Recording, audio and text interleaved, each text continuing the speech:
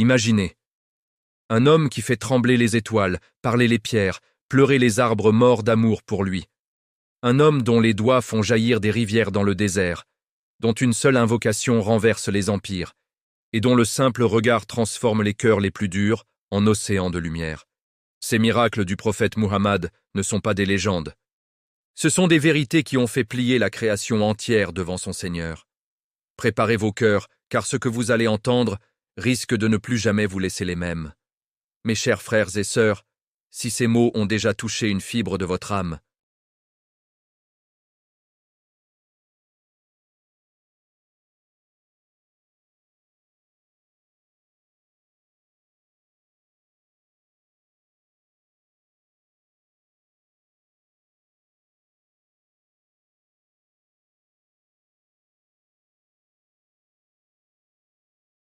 Chapitre 1. L'eau qui jaillit des doigts, bénie du prophète Muhammad. Le miracle le plus répété, le plus attesté, le plus émouvant de la création assoiffée. Imaginez la scène, mes bien-aimés frères et sœurs. Le désert d'Arabie, impitoyable. Le soleil est au zénith, un disque de feu qui semble vouloir consumer toute vie. La caravane du messager d'Allah avance lentement. Les chameaux titubent, la langue pendante. Les visages des compagnons sont creusés par la soif. Leurs lèvres gercées saignent légèrement. Certains commencent à murmurer « Nous n'atteindrons jamais l'oasis. La mort est plus proche que l'eau. » Parmi eux se trouve Jabir ibn Abdillah, radiallahu an. Il racontera plus tard, la voix encore tremblante des années après. « Nous étions dans une expédition. La soif nous avait terrassés. Même les plus forts d'entre nous titubaient. Nous ne pensions plus qu'à une chose, boire ou mourir. » C'est alors que le prophète, celui dont le visage rayonnait même sous la poussière du chemin, s'arrête. Il regarde ses compagnons, un à un. Son regard n'est pas celui d'un homme inquiet, c'est le regard de celui qui sait que son Seigneur ne l'abandonnera jamais. Il demande doucement « Quelqu'un a-t-il un récipient ?» On lui apporte un petit bol de bois, presque vide de toute espérance. Le prophète y plonge ses deux mains bénies, ses mains qui n'ont jamais touché l'injustice, ses mains qui caressèrent les orphelins, qui relevèrent les tombés, qui s'élevaient vers le ciel, plus souvent que vers la terre. Et là, sous les yeux écarquillés de dizaines, puis de centaines de compagnons, l'eau commence à couler. D'abord un mince filet, clair comme du cristal, puis un jet plus fort, puis un véritable flot abondant, pur, frais, qui remplit le récipient en quelques secondes. Les compagnons se précipitent, incrédules. Ils boivent, ils remplissent leurs outres, ils font leurs ablutions. Ils abreuvent leurs montures assoiffées depuis des heures. Et l'eau continue de jaillir, sans s'arrêter, sans diminuer. Jabir raconte « J'ai vu l'eau sortir d'entre ses doigts, comme sortent les sources. Nous étions plus de 1500 hommes ce jour-là. Nous avons tous bu à satiété. Nous avons rempli toutes nos outres, et pourtant, quand le prophète a retiré ses mains, il restait encore de l'eau dans le récipient. Ce n'était pas la première fois, ni la dernière. Ce miracle s'est répété à plusieurs reprises, dans des circonstances différentes, devant différents témoins. Les plus grands savants de l'islam, comme l'imam al-Bukhari et Muslim, ont rapporté pas moins de 8 versions authentiques différentes de ce prodige, chacune avec ses propres témoins et ses détails précis. Une autre fois, c'était avec Imran ibn Hussein, radiallahu anh. Ils étaient environ 40 hommes. La soif était telle que certains disaient « Nous préférerions mourir plutôt que de continuer à souffrir ainsi. »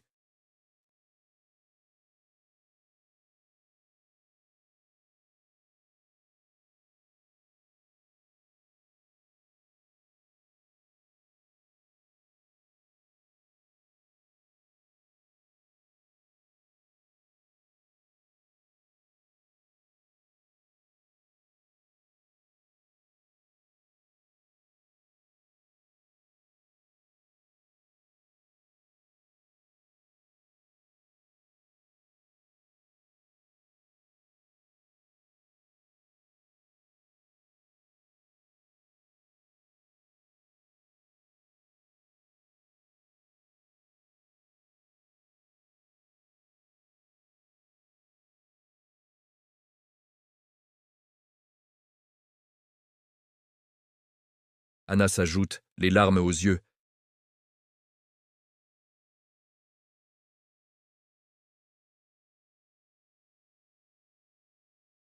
Mes frères et sœurs, pourquoi ce miracle fut-il répété autant de fois? Parce qu'Allah voulait graver dans les cœurs de chaque génération une vérité profonde. Celui qui fait couler l'eau de un rocher peut faire couler la miséricorde dans le cœur le plus sec. Celui qui fait jaillir des rivières des doigts de son messager peut faire jaillir la foi dans une âme qui semblait morte. Chaque goutte qui sortait de ses doigts était une leçon. Ô homme, ne désespérez jamais de la miséricorde d'Allah, même quand tout semble fini, même quand la source paraît tarie. Il suffit qu'il le veuille, et la vie revient. Et aujourd'hui, en 2026, alors que certains d'entre nous traversent des déserts intérieurs, des déserts de tristesse, d'angoisse, de dette, de maladie, de solitude, de doute, n'oublions jamais cette main qui, il y a 14 siècles, faisait jaillir l'eau dans le désert le plus aride. Cette même main intercède encore pour nous aujourd'hui. Cette même main est levée en ce moment même pour ceux qui l'aiment sincèrement. Alors priez sur lui abondamment. Demandez-lui d'intercéder pour vous. Et surtout, ne désespérez jamais. Car si l'eau a jailli de ses doigts pour des inconnus assoiffés dans le désert, combien plus Allah fera-t-il jaillir la paix, la guérison, le soulagement, la victoire pour celui qui met sa confiance en lui et aime son messager? Ô Allah, fais jaillir dans nos cœurs la foi comme tu as fait jaillir le haut des doigts de ton bien-aimé Muhammad. Ô Allah, étanche la soif de nos âmes par l'amour de ton messager et par ta miséricorde immense. Amin ya Rab al-Alamin. Mes chers frères et sœurs dans la foi, si ce premier chapitre a fait vibrer votre cœur et couler une larme d'amour pour le prophète, alors ne gardez pas ce trésor pour vous seul. Abonnez-vous dès maintenant à Récits divins Islam. Activez la cloche pour ne manquer aucun récit. Likez cette vidéo si votre cœur s'est attaché un peu plus à lui aujourd'hui. Laissez dans les commentaires votre plus belle invocation d'espoir envers Allah. Ô Allah, rapproche-moi de ton messager et abreuve mon cœur de ta lumière. Et partagez cette vidéo autour de vous. Car une seule personne qui entendra ce miracle pourrait voir sa vie transformée pour l'éternité. Que la paix, la miséricorde et les bénédictions d'Allah soient sur Muhammad, le sceau des prophètes, sur sa famille, ses compagnons et sur tous ceux qui le suivent avec sincérité jusqu'au jour du jugement. Amen. Chapitre 2. La multiplication de la nourriture. Quand une seule chèvre nourrit des centaines de hommes affamés, le miracle qui transforma l'angoisse en larmes de reconnaissance. Mes chers frères et sœurs, fermez les yeux un instant. Imaginez la tranchée de Médine, l'année 5 de l'Hégire, une coalition monstrueuse, 10 000 guerriers ennemis, venus de toutes les tribus, unis pour exterminer l'islam naissant une fois pour toutes. Les musulmans creusent jour et nuit ce fossé qui doit les protéger. Les mains saignent, les dos se courbent, la faim ronge les ventres. On n'a plus rien à manger. Les enfants pleurent, les femmes se taisent pour ne pas alourdir le cœur des hommes. La mort semble plus proche que la victoire. Et dans ce moment de désespoir absolu que survient un des miracles les plus touchants et les plus détaillés de la vie du prophète Muhammad. Jabir ibn Abdillah, radiyallahu anhu, un jeune compagnon, raconte lui-même l'histoire avec une émotion qui traverse les siècles. Mon père Abdillah avait été martyrisé à Uhud. J'étais le seul soutien de ma famille. Nous n'avions qu'une seule petite chèvre et une mesure d'orge environ. C'était tout ce qui nous restait. Un jour, je vis le messager d'Allah creuser la tranchée avec les autres, le ventre ceint d'une pierre pour calmer la faim. Je ne pus supporter cette vision. Je me précipitai chez moi et dis à ma femme, « Le prophète et ses compagnons souffrent tellement. Je veux l'inviter chez nous, même si nous n'avons presque rien. » Ma femme répondit, « Vas-y, invite-le. Allah pourvoira. » Je partis vers le prophète et lui dis timidement, « Ô messager d'Allah, j'ai un petit repas chez moi. Viens avec quelques-uns de tes compagnons. » Il me regarda avec ce sourire qui apaisait les âmes les plus tourmentées et dit, « Combien êtes-vous ? » « Ô messager d'Allah, il y a beaucoup de monde qui creuse la tranchée. » Alors il se leva et cria d'une voix forte et claire qui porta jusqu'aux extrémités du chantier. « Ô gens de la tranchée, Jabir nous invite. Levez-vous, allons chez lui. » Mon cœur se serra. Des centaines d'hommes se levèrent d'un coup. 300, 400, 500. Je perdis le compte. Je rentrai chez moi en courant, le visage blême. Je dis à ma femme, « Malheur à moi. Le prophète arrive avec toute la tranchée. » Elle me répondit calmement, « Et alors, le prophète est là, Allah est avec lui, prépare ce que nous avons. » Elle tua la petite chèvre, la prépara en ragoût. Elle pétrit la farine, fit du pain. Nous avions un tout petit chaudron, à peine de quoi nourrir 8 ou 10 personnes. Le prophète arriva le premier. Il entra dans notre maison modeste, regarda la marmite et dit « Apportez-moi le couvercle. » Il posa sa main bénie sur la marmite pleine et fit cette invocation silencieuse que nous ne pouvions entendre mais que nous sentions dans nos cœurs.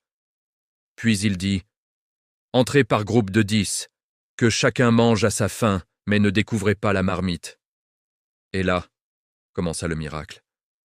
Groupe après groupe, les hommes entraient. Ils mangèrent du pain frais et du ragoût chaud jusqu'à satiété, puis ils sortaient et un autre groupe entrait. Et encore, des centaines d'hommes affamés depuis des jours. Tous mangèrent à leur guise. Quand le dernier homme sortit, rassasié, le prophète dit à Jabir et à sa femme, « Mangez maintenant, vous aussi. » Ils mangèrent. Et après eux, le prophète mangea avec quelques compagnons proches, et quand tout fut fini, Jabir regarda dans la marmite. Elle était encore plus pleine qu'au début. Jabir pleura.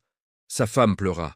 Ils se prosternèrent et dirent « Gloire à Allah qui a multiplié notre nourriture par la baraka de son messager. » Le prophète sourit et dit simplement « Ne racontez cela qu'à ceux que vous aimez. » Mais Jabir ne put se taire. Il le raconta jusqu'à la fin de sa vie, les larmes aux yeux, chaque fois qu'il revivait ce jour où une seule petite chèvre avait nourri une armée affamée.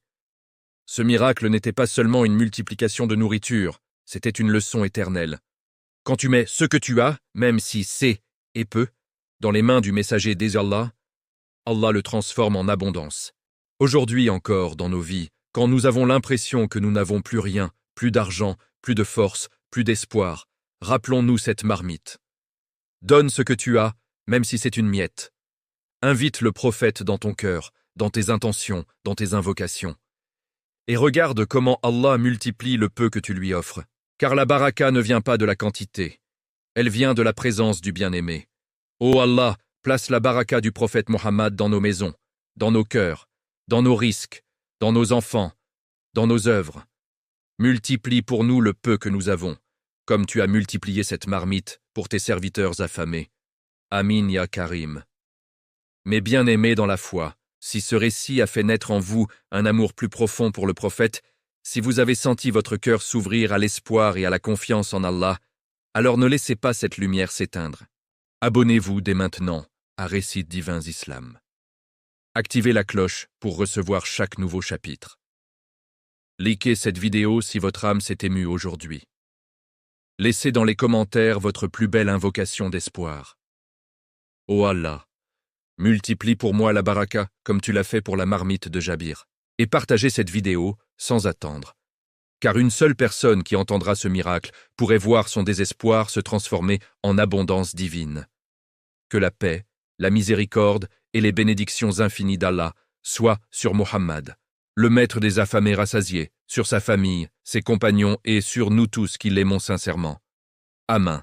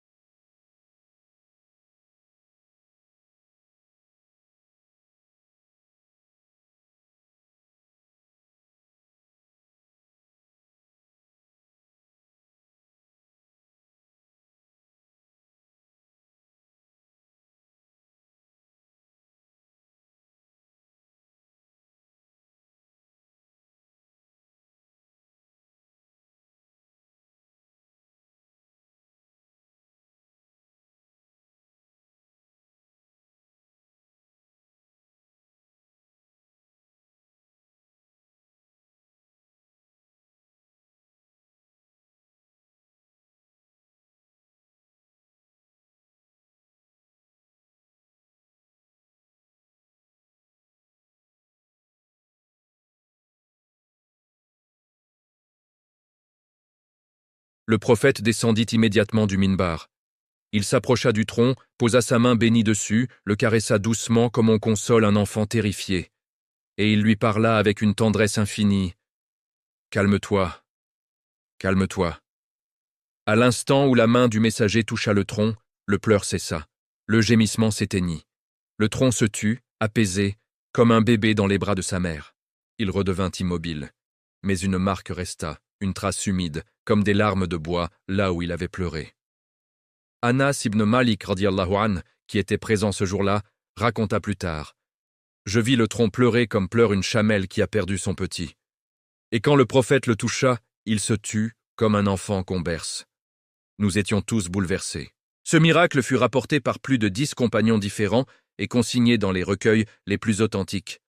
Bukhari, Muslim, Tirmidhi, Ahmad, tous l'ont transmis. Mais ce qui est encore plus profond, mes frères et sœurs, c'est la leçon qu'Allah nous donne à travers ce morceau de bois inanimé. Si un tronc sec, sans vie, sans raison, sans âme apparente, peut ressentir l'absence du prophète au point d'en pleurer, que dire alors de nous, êtres humains, dotés de cœur, d'intelligence, de libre arbitre? Pourquoi nos cœurs ne pleurent-ils pas quand nous nous éloignons de lui, quand nous négligeons sa sunna, quand nous désobéissons à ses ordres, quand nous passons des jours sans prononcer son nom avec amour? Ce tronc n'avait jamais commis de péché. Pourtant, il pleurait la séparation. Nous péchons, nous nous éloignons, et parfois, nos cœurs restent secs. Le prophète lui-même expliqua ce miracle par la suite.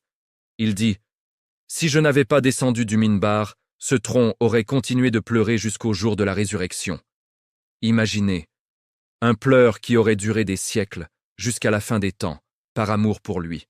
Aujourd'hui, en 2026, alors que nous écoutons ce récit, posons-nous la question. Sommes-nous plus attachés à lui que ce tronc? Pleurons-nous intérieurement quand le dhikr de son nom s'éloigne de nos lèvres? Ressentons-nous ce manque déchirant quand nos actes s'éloignent de sa voix? Ô Allah, fais que nos cœurs soient plus sensibles que ce tronc. Fais qu'ils tremblent et pleurent quand nous nous séparons de la sunna de ton bien-aimé. Ô Allah, rapproche-nous de lui d'un rapprochement qui ne s'arrête jamais, ni dans ce monde, ni dans l'autre. Amin ya Rab.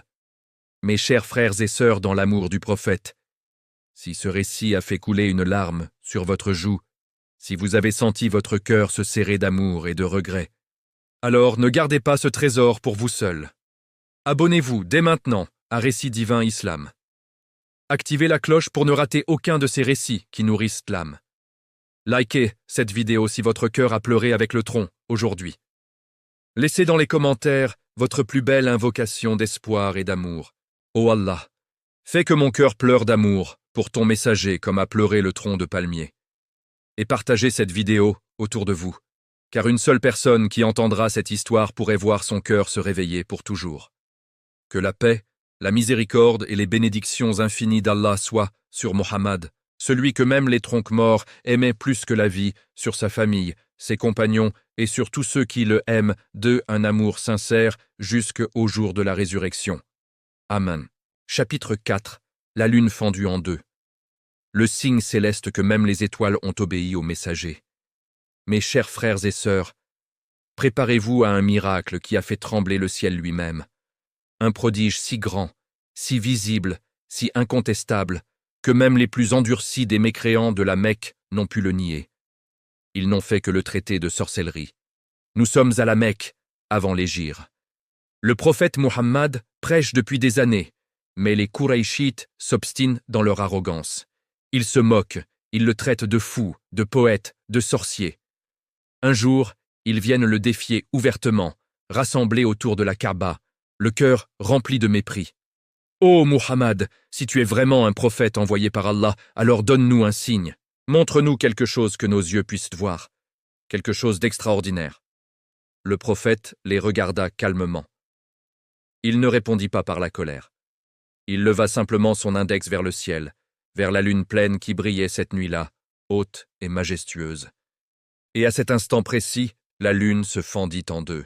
Non pas une illusion, non pas un nuage qui passe, non pas une ombre. La lune, cette immense sphère de lumière qui éclaire le monde depuis la création, se divisa en deux parties distinctes et séparées. Une moitié à droite, l'autre à gauche. Entre elles, on pouvait voir clairement le ciel noir, et même les montagnes de la Mecque se dessinaient au milieu de la faille. Les gens restèrent bouche bée. Certains tombèrent à genoux. D'autres crièrent de terreur. Abu Jahl, le plus farouche ennemi, hurla « C'est de la sorcellerie! Muhammad nous a ensorcelés !» mais il tremblait. Tout le monde avait vu la même chose. Le prophète ne dit rien de plus. Il baissa la main. Et lentement, les deux moitiés de la lune se rejoignirent, reprirent leur forme parfaite, comme si rien ne s'était passé. Mais tout le monde savait, quelque chose d'irréversible venait de se produire dans le ciel.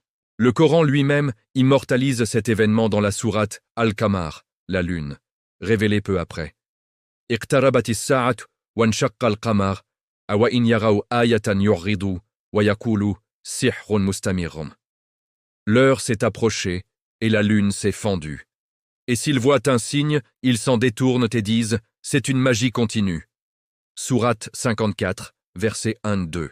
Ce miracle n'était pas caché dans une maison ou dans le désert. Il était visible par toute la ville. Des voyageurs de loin, des bédouins dans les montagnes, des gens à des jours de marche. Beaucoup ont témoigné avoir vu la lune se fendre cette même nuit. Parmi les récits les plus authentiques, Abdullah ibn Mas'ud radiyallahu anhu dit « J'ai vu la lune se fendre en 2 morceaux, l'un derrière la montagne et l'autre devant. » Anas ibn Malik radiyallahu anhu rapporta « La lune se fendit en 2 pendant que nous étions avec le prophète. » Jubayr ibn Moutim, un mécréant à l'époque, dit plus tard « J'ai vu la lune se diviser en 2 parties, puis se rejoindre. » Même des historiens non musulmans, des siècles plus tard, ont rapporté des témoignages de rois indiens ou de savants chinois qui, cette même nuit, ont vu un phénomène céleste étrange et l'ont consigné dans leurs chroniques. Mes frères et sœurs, pourquoi Allah a-t-il permis que la lune se fende? Parce que la lune est un signe pour toute l'humanité. Elle brille pour tous, riches et pauvres, croyants et mécréants. Quand elle s'est fendue, c'était un cri du ciel. Ô homme, regardez, celui que vous rejetez est vraiment le messager d'Allah. Et pourtant, beaucoup ont détourné le regard.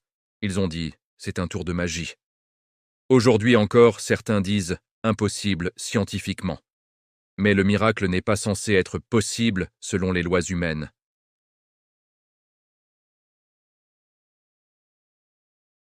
Allah dit dans le Coran, « Et rien n'empêche Allah de faire un miracle, si ce n'est qu'il veut montrer aux serviteurs sa puissance. »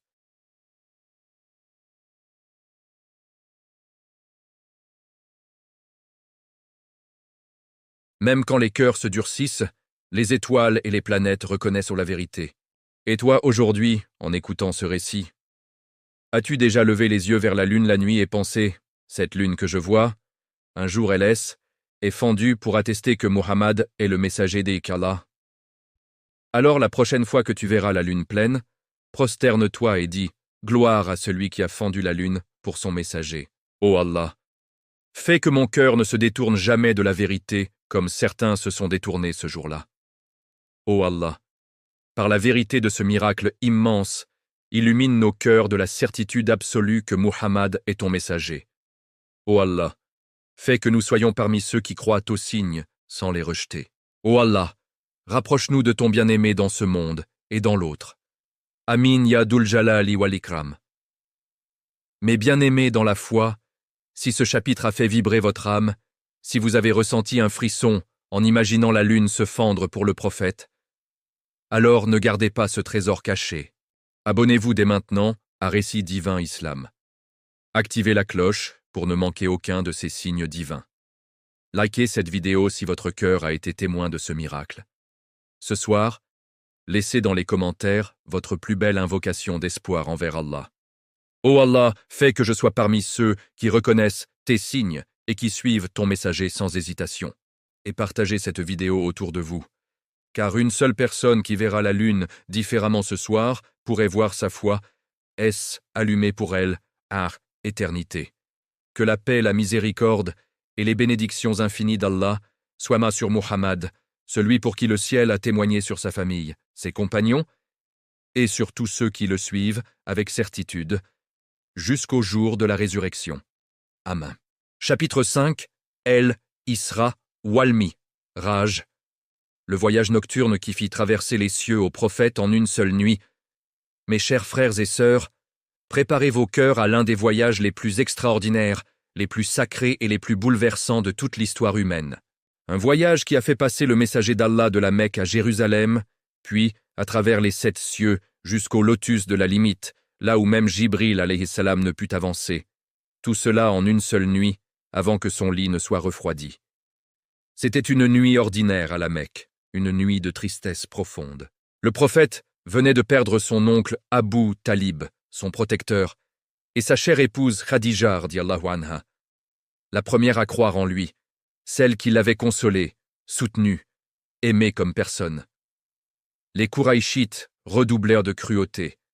Il était seul, affligé, le cœur brisé.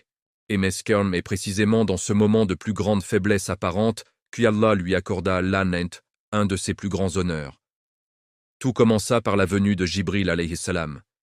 Il ouvrit la poitrine du prophète, la lava avec de l'eau de Zamzam, la remplit de foi de sagesse et de lumière, puis le fit monter sur Al-Bourak. Cette monture céleste, plus grande qu'un âne, mais plus petite qu'une mule, dont chaque pas atteignait l'extrémité de son regard. En un instant, ils furent à me transporter de la mosquée sacrée, Masjid al-Haram, à la mosquée Al-Aqsa à Jérusalem. Là, le prophète attacha Al-Bourak au même anneau que les prophètes précédents avaient utilisé. Puis, il entra et dirigea la prière, avec tous les prophètes qui l'avaient précédé. Ibrahim, Musa, Issa et tous les autres alayhim salam. Lui, le sceau des prophètes, les dirigea dans la prière. Subhanallah, quel honneur! Ensuite commença l'ascension véritable, le mirage. À chaque ciel, une porte s'ouvrait. Au premier ciel, Adam alayhi salam, qui sourit en voyant à sa droite les âmes des justes et à sa gauche celles des damnés.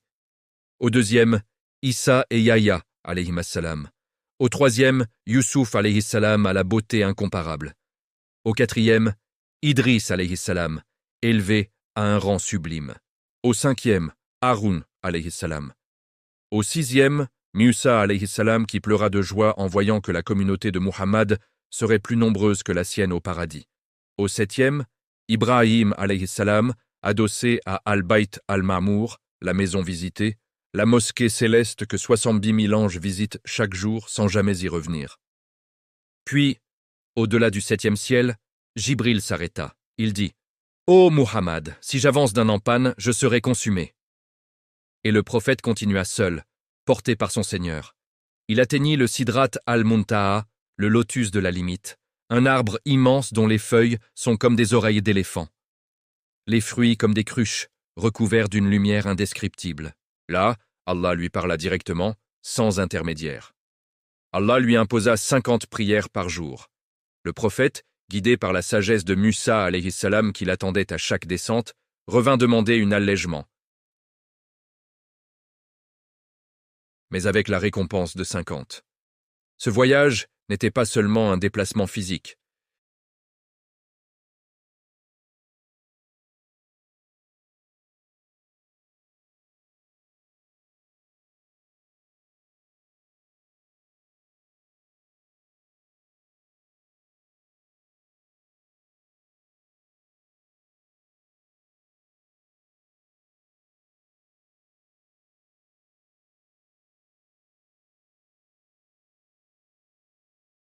Quand il revint à la Mecque, avant l'aube, son lit était encore chaud.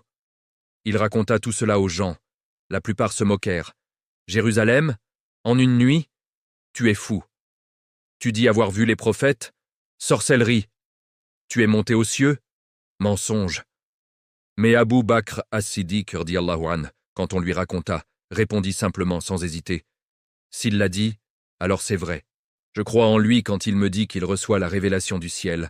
Comment ne croirais-je pas à ce voyage? Je crois en un voyage plus lointain, de la Mecque aux cieux. » Et c'est à ce moment qu'on le surnomma As-Siddiq, le véridique, celui qui confirme la vérité sans condition.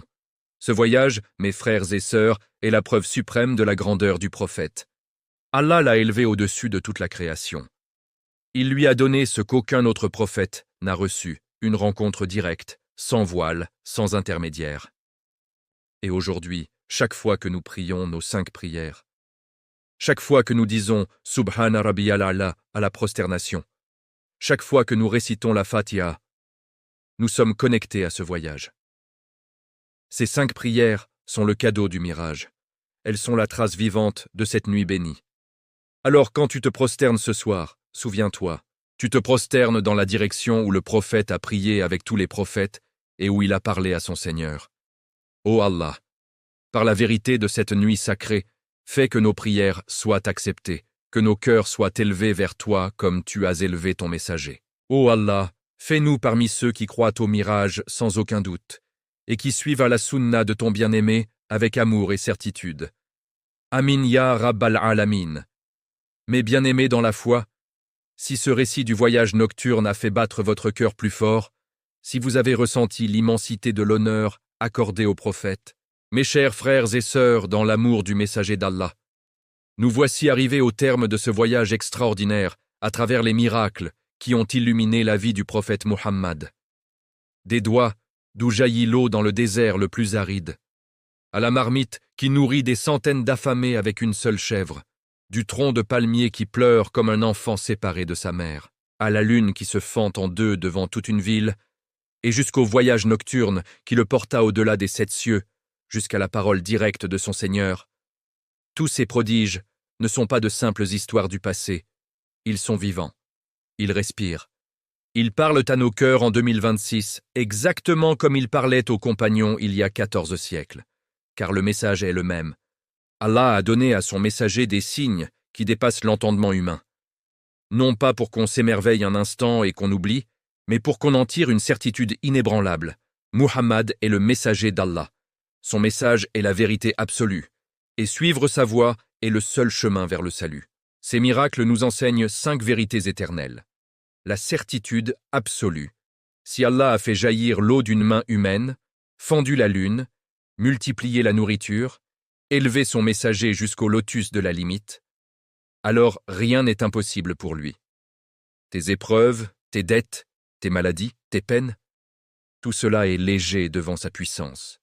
Ne désespère jamais. L'amour profond. Si un tronc de palmier a pleuré la séparation du prophète, comment nos cœurs devraient-ils réagir quand nous nous éloignons de sa sunna? Aimons-le plus que nous-mêmes. Pleurons quand nous lui désobéissons. Revivons chaque jour cet attachement viscéral. L'espoir infini, Suraka, le poursuivant, a fini par porter les bracelets de l'empereur de Perse. Allah peut transformer ta vie la plus sombre en lumière éclatante en un clin d'œil. Garde l'espoir, car le détenteur de tout pouvoir t'aime plus que tu ne t'aimes toi-même. Le pardon immense, le jour de la conquête de la Mecque, il a pardonné à ceux qui l'avaient torturé, chassé, tué ses proches. Qui sommes-nous pour garder rancune contre un frère ou une sœur pour une faute bien moindre? Apprenons de sa miséricorde, la mission qui continue. Ces miracles ne se sont pas arrêtés avec sa mort. Ils se prolongent à travers nous. Chaque fois que tu souris à un orphelin, que tu donnes à un pauvre, que tu invites quelqu'un à l'islam, que tu défends la vérité, tu perpétues sa lumière. Tu deviens un miracle vivant. Aujourd'hui, alors que tu écoutes ces derniers 2 mots, pose-toi cette question. Qu'est-ce que ces miracles ont changé en moi? Si ton cœur bat plus fort pour lui, si tes yeux se sont humidifiés, si tu as ressenti l'envie de te rapprocher de sa sunna, alors ce voyage n'a pas été vain. Ô Allah, par la vérité de tous ces miracles, fortifie notre foi. Ô Allah, fais-nous aimer ton messager plus que nos propres âmes. Ô Allah, rapproche-nous de lui dans ce monde par l'obéissance et dans l'autre par son intercession. Ô Allah, fais que nous soyons parmi ceux qui, sans l'avoir vu, l'ont aimé d'un amour sincère et qui l'ont suivi jusqu'au bout. Amin, ya Rabbal Alamin. Que la paix, la miséricorde et les bénédictions infinies d'Allah soient sur Muhammad, le sceau des prophètes, la miséricorde pour les mondes, sur sa famille pure, ses compagnons bénis, et sur tous ceux qui le suivent avec sincérité jusqu'au jour où nous le rencontrerons sous elle, arbre du paradis. Amen, amen, amen. Mes bien-aimés, si cette série entière a touché votre cœur, si elle a ravivé votre amour pour le prophète, alors, ne laissez pas cette flamme s'éteindre. Abonnez-vous dès maintenant à Récits divins Islam pour ne manquer aucune nouvelle série qui nourrira votre foi. Activez la cloche pour être prévenu de chaque nouveau récit. Likez cette vidéo finale si votre âme s'est attachée encore plus à lui. Laissez dans les commentaires votre plus belle invocation d'espoir envers Allah. Ô Allah, fais que je sois parmi ceux qui verront ton messager au paradis et qui boiront de sa coupe. Et partagez cette série entière autour de vous. Car chaque personne qui l'entendra pourrait voir sa vie transformés pour l'éternité. Qu'Allah accepte de nous tous ces efforts, et qu'il nous réunisse tous avec notre bien-aimé Muhammad au plus haut degré du paradis. Amin. Et si Allah le veut, nous nous retrouverons bientôt pour une nouvelle série de récits divins. En attendant, gardez-le dans vos cœurs, priez sur lui abondamment et restez dans l'obéissance. As-salatu was-salamu alayka ya Rasulallah. As-salatu was-salamu alayka ya Habiballah. As-salatu was-salamu alayka ya khayra khalqillah. Barakallahu fikum.